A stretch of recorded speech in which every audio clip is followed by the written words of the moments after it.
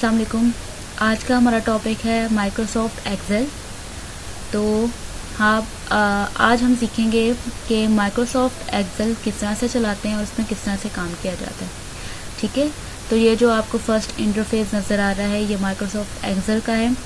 ठीक है, और इसका सबसे पहले तो जो इसमें कुछ कॉमन चीज़ें हैं बिल्कुल जो कि पावर पॉइंट और MS वर्ड से मैच करती हैं।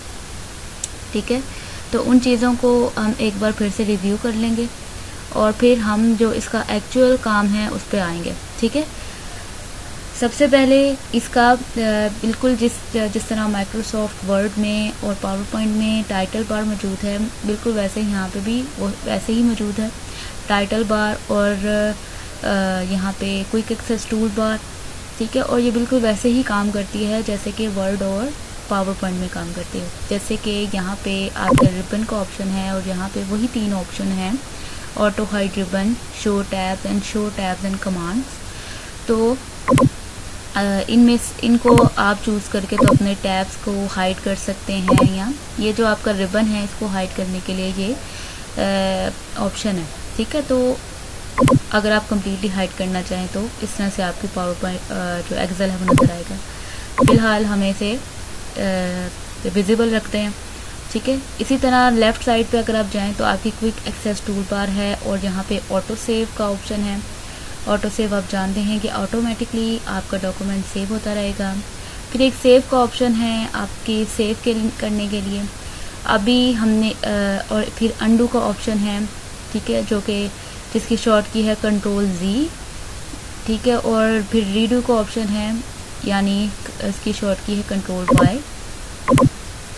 एंड और यहाँ पे सेंटर में आपकी जो एक्सेल है उसका एक टाइटल है। अभी क्योंकि जो हमने एक्सेल शीट खोली है ये हमने सेव नहीं की, इसलिए इसका बाय डिफ़ॉल्ट जो नेम है वो बुक 1 शो हो रहा है।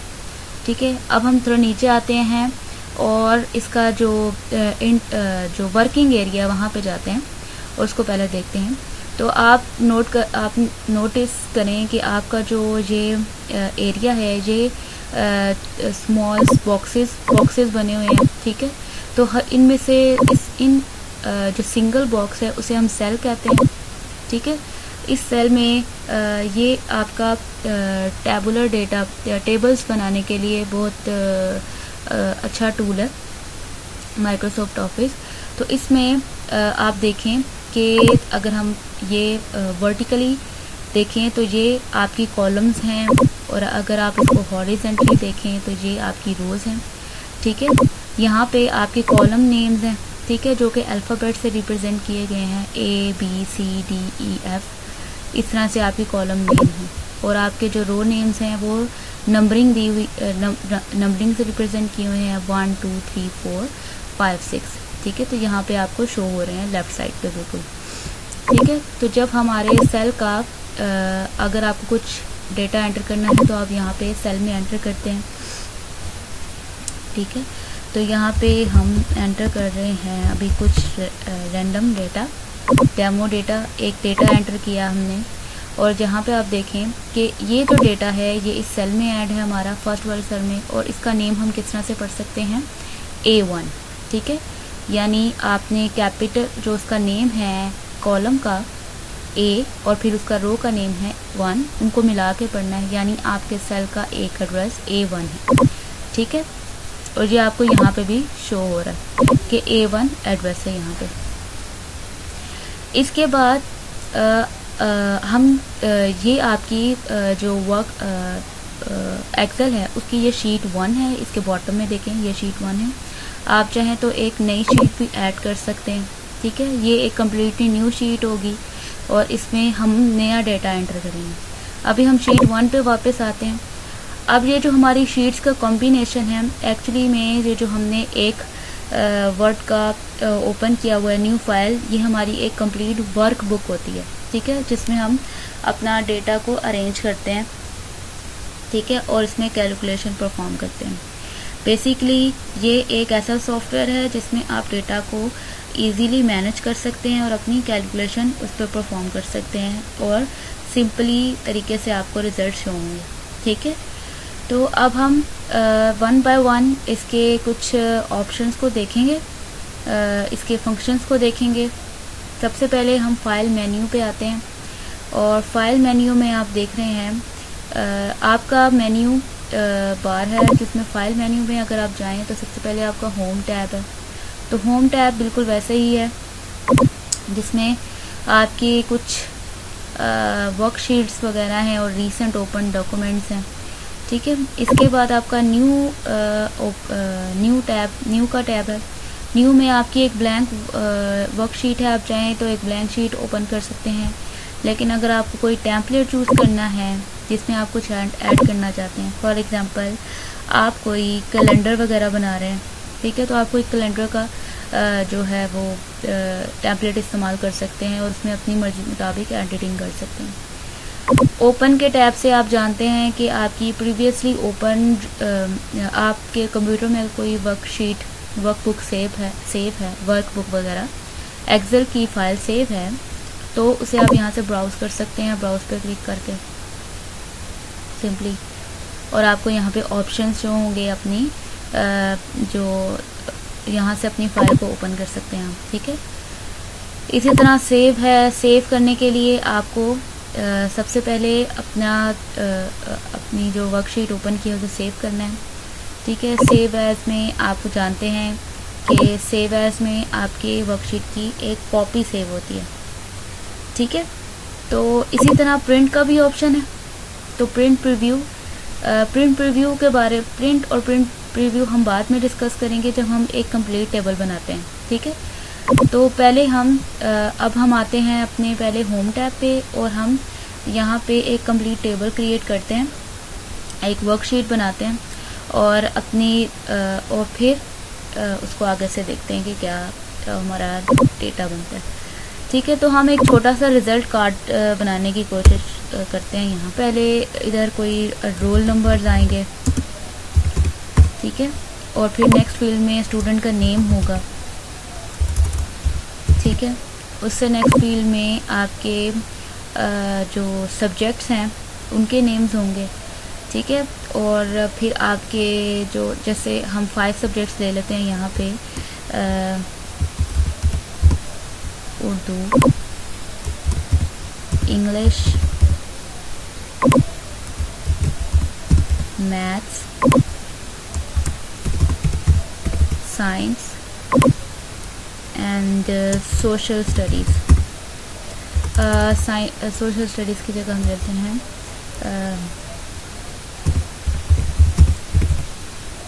इस्लामियात, ठीक है। तो यहाँ पे आप देखें जो हम ऐड कर रहे हैं वो यहाँ पे भी ऐड हो रहा है, ठीक है। इस तरह हमने ये कुछ फील्ड्स बना ली जिसमें टोटल 5 सब्जेक्ट्स हैं। अब यहाँ पे आपने रोल नंबर्स ऐड करने हैं, ठीक है। रोल नंबर 1 2 3, यहाँ पे 4 ऐड कर लेते हैं, फिर 5 ऐड कर लेते हैं। टोटल हमारे 6 स्टूडेंट्स हैं, ठीक है। तो उनका हमने रिज़ल्ट बनाना है। अब यहाँ पे आप कुछ भी नेम्स ऐड कर लें,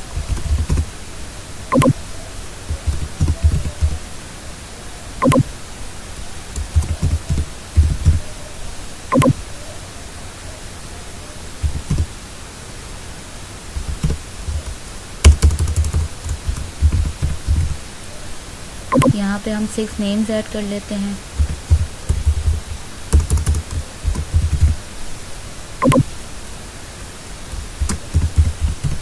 ठीक है। ये 6 नेम्स ऐड कर लिए। अब आपने यहाँ पे मार्क्स ऐड करने हैं हर स्टूडेंट के, और यहाँ पे हम मार्क्स रैंडमली कुछ भी ऐड कर लेते हैं, ठीक है। जैसे कि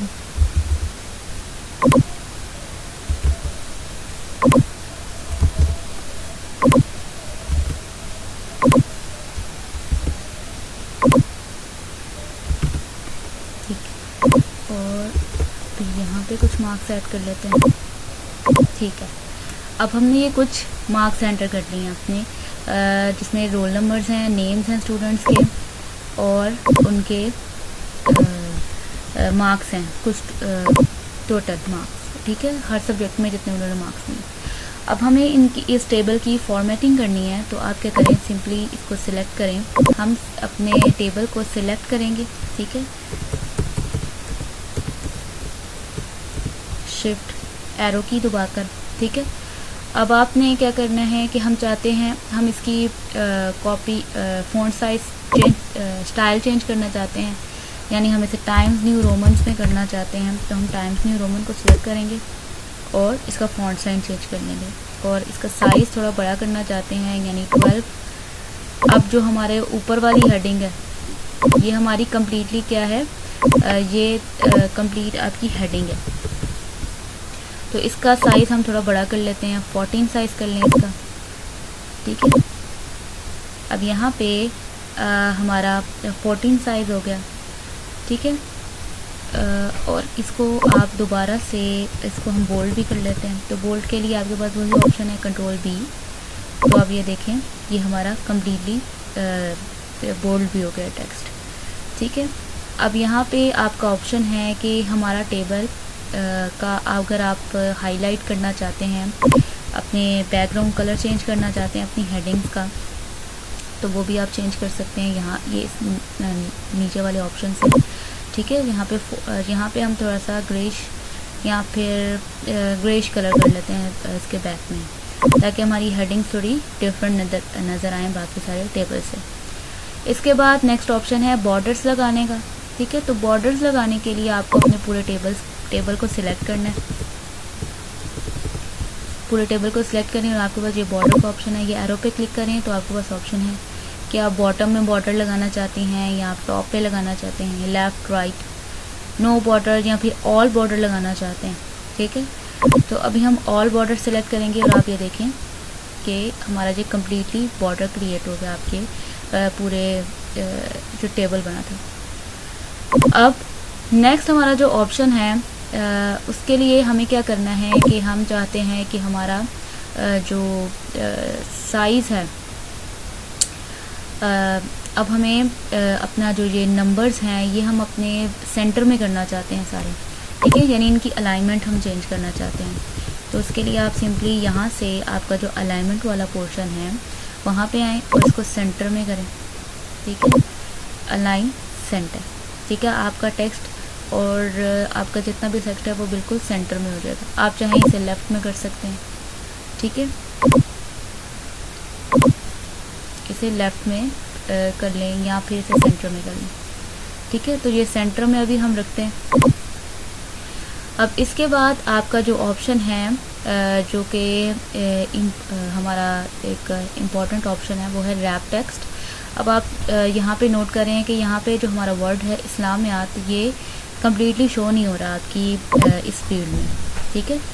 तो इस फील्ड में इसके कंप्लीट स्पेलिंग शो नहीं हो रहे, तो इसके लिए हमें टेक्स्ट को रैप करना पड़ेगा, ठीक है। उससे क्या होगा कि आपके जो एक्स्ट्रा वर्ड हैं वो थोड़े नीचे शिफ्ट होंगे। जैसे अगर ये जो नेम्स वाली फील्ड है यहाँ पे मैं स्टूडेंट नेम ऐड कर दूँ, स्टूडेंट नेम, तो आप देखें ये कम्प्लीटली शो नहीं हो रहा फील्ड के अंदर, इस तरह से ये शो हो रहा है आपको। तो हम क्या करते हैं, जो हमारी फर्स्ट वाली फील्ड है उसको रैप कर देते हैं। रैप टेक्स्ट का ऑप्शन है, इसे आप क्लिक करें, ठीक है, तो इस तरह से आपको शो होगा, ठीक है। अब ऐसा है कि हमारा जो एक्स्ट्रा स्पेस थी वो एक्स्ट्रा जो हमारे वर्ड थे वो नीचे शिफ्ट हो गए। अब हमारा ये कुछ इसको थोड़ा और मैनेज करने के लिए आपको हम चाहते हैं कि फील्ड्स का साइज़ जो है वो थोड़ा छोटा बड़ा कर लें, ठीक है। तो यहाँ पे अगर आप ये जो उसकी ऊपर वाली नेम्स वाली फील्ड है उसके ऊपर एरो को रखें तो आपका कर्सर थोड़ा डिफरेंट हो जाएगा। वहाँ से इस तरह से आप मूव करें उसकी विड्थ को चेंज करने के लिए, तो आपकी जो अरेंजमेंट हो गई है स्टूडेंट नेम फर्स्ट वर्ड, ठीक है। और जो सेकंड वाला है वो तो तकरीबन ठीक है, लेकिन हमें ऑलमोस्ट अपने टेबल का साइज़ एक जैसा ही रखना है, तो हम सबको थोड़ा थोड़ा इंक्रीज़ कर देंगे ताकि सब के सब एक साथ शो हों वर्ड्स।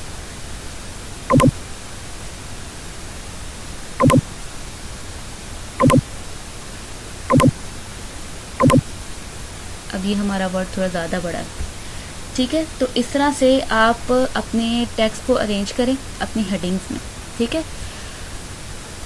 नेक्स्ट हम आते हैं, अब हमें अगर ऐसा है कि हमें एक नई फील्ड ऐड करनी पड़ रही है, ठीक है। अब हमने ये कंप्लीट टेबल तो बना लिया, ठीक है, अब हमें एक न्यू फील्ड ऐड करनी है, जैसे हम यहाँ पे सीरियल नंबर भी ऐड करना चाहते हैं, एक नया कॉलम ऐड कर रहे हैं पूरा।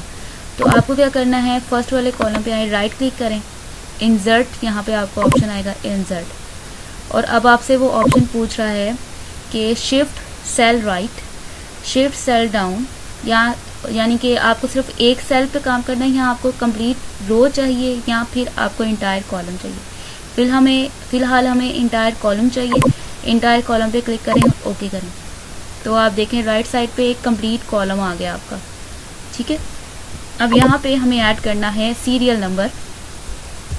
ठीक है, तो हम यहाँ पे सीरियल नंबर ऐड कर लेते हैं। ठीक है, तो सीरियल नंबर, अब आप देखें इसकी फॉर्मेटिंग हमारे बाकी के फॉर्मेटिंग जैसी नहीं है। तो फॉर्मेटिंग सेम करने के लिए हमारे पास एक ऑप्शन होता है जो कि वर्ड और पावर पॉइंट में भी था, वो था फॉर्मेट पेंटर। तो फॉर्मेट पेंटर से आप फॉर्मेटिंग को कॉपी कर सकते हैं, जैसे रोल नंबर वाले जो फील्ड है उसको सिलेक्ट करें और फिर फॉर्मेट पेंटर को सिलेक्ट करें और फिर यहाँ पे क्लिक करें आप जो जिस सेल की आपको फॉर्मेटिंग चेंज करनी है। ठीक है, तो आप देखें कि सीरियल नंबर की फॉर्मेटिंग बिल्कुल वैसी ही हो गई है जैसे रोल नंबर वाली फील्ड की फॉर्मेटिंग थी। ठीक है, नेक्स्ट आपको सीरियल नंबर्स ऐड करने हैं, तो वो भी 1 2 में ही होंगे। ठीक है, तो सबसे पहले आपने 1 लगाना है, कंसेक्यूटिव नंबर चाहिए आगे। ठीक है, हम चाहते हैं कि खुद ब खुद नंबर आगे आते जाएं, तो आपने सिंपली क्या करना है, ये आपकी जो आपके टेबल के ऊपर बार आपको नज़र आ रही है, इसे हम कहते हैं फार्मूला बार। यहाँ पे आप फार्मूलाज को ऐड कर सकते हैं। ठीक है, अब ये फार्मूला बार का मैं इस्तेमाल करने लगी हूँ यहाँ पे सीरियल नंबर लगाने के लिए। तो सबसे पहले सीरियल नंबर में 1 तो आपने ऐड कर लिया, अब आपने 2 3 4 5 6 इस तरह से कंसेक्यूटिव नंबर ऐड करने हैं। तो जो आपका सेकंड सेल है उस पर आप क्लिक करें और वहाँ पे आपने जाके वहाँ पे क्लिक करें और लिखें इक्वल। फॉर्मूला लगाने के लिए आपके पास पहला जो ऑप्शन होता हमेशा आपने पहले इक्वल लगाना है। ठीक है, आपने इक्वल ऐड कर लिया, फिर आपका जो ऊपर वाला सेल है 1 उसे आप क्लिक करें, तो देखें उसका नाम है A2, तो वो A2 यहाँ पे शो हो रहा है। अब क्योंकि आपको कंसेक्टिंग फर्स्ट आगे वाले नंबर चाहिए, तो +1 एंटर करें। तो जब आप इसे एंटर करेंगी फार्मूला अप्लाई हो जाएगा। अब देखें 2 खुद ब खुद आ गया ये फार्मूला लगाने से। अब हम चाहते हैं कि ये फार्मूला सारे के सारे सेल्स पे अप्लाई हो जाए, तो आपको ये साइड पे जाना है और अपने सेल के कॉर्नर पे आए और आपका प्लस साइन अपीयर होगा ऐसा ब्लैक कलर में, उसको आपने सिलेक्ट करना है और ड्रैग करना है नीचे। तो आप देखें हमें खुद टाइप भी नहीं करना पड़ा और फार्मूला लगाने से आपके कंसेक्यूटिव नंबर भी शो हो रहे हैं।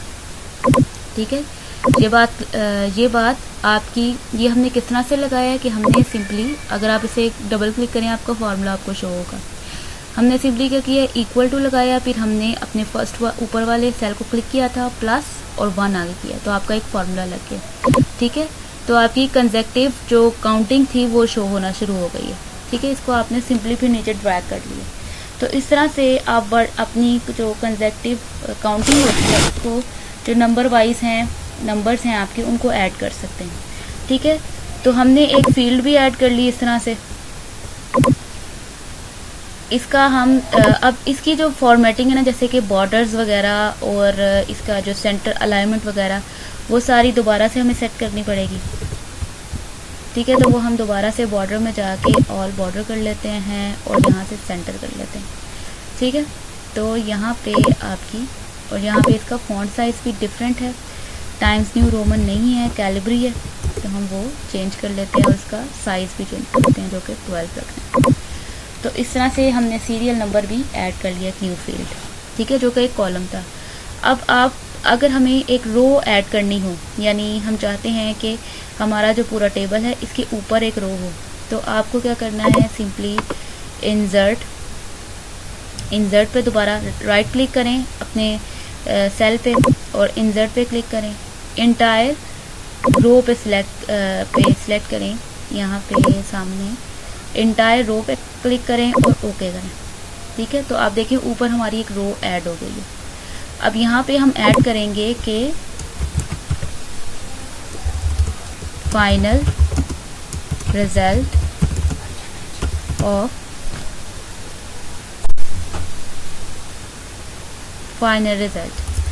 ठीक है, फाइनल रिजल्ट ऑफ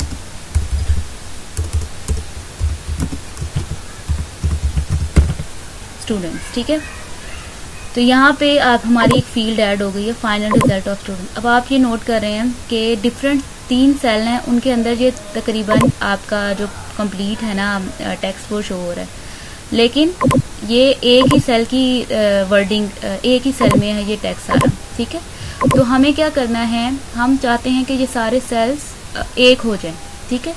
तो आपको सिंपली इन सारे सेल्स को मर्ज करना पड़ेगा। तो उसके लिए रैप टेक्स्ट के नीचे वाला ऑप्शन है मर्ज, आप इस एरो पे क्लिक करें तो आपके पास ऑप्शन आ जाएंगे मर्ज एंड सेंटर, ठीक है, मर्ज अक्रॉस या फिर मर्ज सेल या अनमर्ज सेल, ठीक है। तो मर्ज सेल पे अगर आप क्लिक करें या फिर हम मर्ज एंड सेंटर कर लेते हैं, बल्कि हम मर्ज सेल करते हैं। तो आप देखें यहाँ पे आपका जो ये डिफरेंट सेल थे वो एक कंप्लीट सेल बन गया, ठीक है। अब आप यहाँ पे जो हमारी हेडिंग थी इसे हम एडिट कर लेते हैं, ठीक है। इसका हम स्टाइल चेंज कर लेते हैं और साइज भी इसका बड़ा कर लेते हैं और बोल्ड कर लेते हैं इसे, ठीक है। सेंटर कर लें इसे,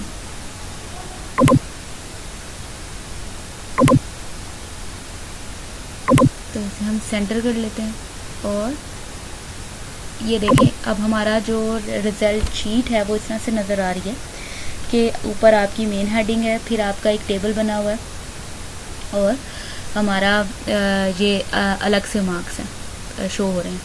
अब हमें हर जो स्टूडेंट के टोटल मार्क्स शो करवाने हैं, ठीक है। यहाँ पे अब हम एक नया कॉलम यहाँ पे ऐड करेंगे और टोटल मार्क्स शो करवाएंगे उसके।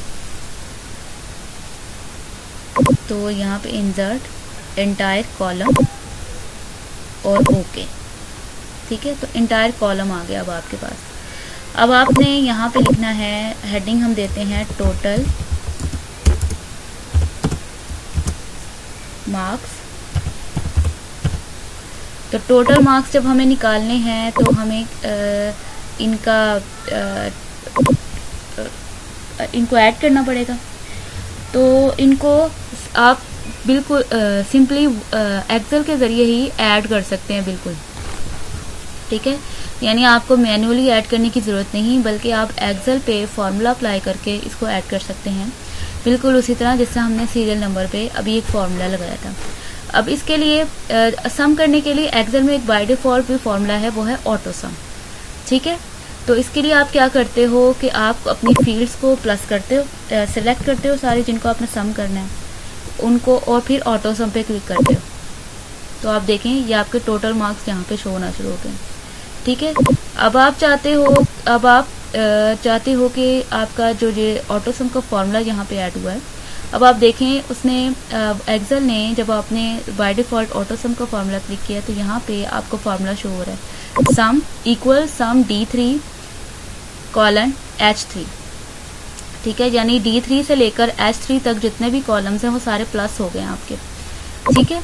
और आपको आंसर शो हो रहा है उसका,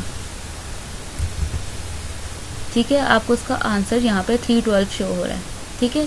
अब हमें यही अपना जो फॉर्मूला है यही नीचे भी अप्लाई करना है। तो आपको सिंपली फर्स्ट वाले सेल को ड्रैग करना है नीचे। तो आप ये जब इसके कॉर्नर पे रखेंगे तो ये प्लस साइन आपके सामने आ जाएगा, इसे नीचे नीचे ड्रैग करते जाएं तो आपके टोटल मार्क्स हर स्टूडेंट के यहाँ पे काउंट होके आ जाएंगे, ठीक है। तो ये टोटल मार्क्स इस तरह से काउंट हो गए हर स्टूडेंट के, ठीक हो गया। अब हमारी जो फॉर्मेटिंग है वो फिर से थोड़ी ख़राब हो गई। अब हम इसे दोबारा से सिलेक्ट करते हैं और अपने बॉर्डर्स ऐड करते हैं, ठीक है। तो बॉर्डर्स यहाँ पे हमने ऐड कर लिए अपने, ठीक है। तो ये हमारा एक कंप्लीट टेबल था, तैयार हो गया एक्सेल के ज़रिए। तो हमें देखना है कि जो हमारा जो टेबल हमने क्रिएट किया है ये जब हमारा प्रिंट होगा पेज के ऊपर तो ये किस तरह से शो होगा। तो हमें फाइल में जाना है और यहाँ पे प्रिंट का ऑप्शन है, तो आप प्रिंट पे जाएं तो यहाँ पे आपको ये टेबल इस तरह से शो होगा। अब ये देखें कि हमारी ना जो टोटल वाली फील्ड थी वो यहाँ पे शो नहीं हो रही प्रिंट प्रीव्यू में, ठीक है।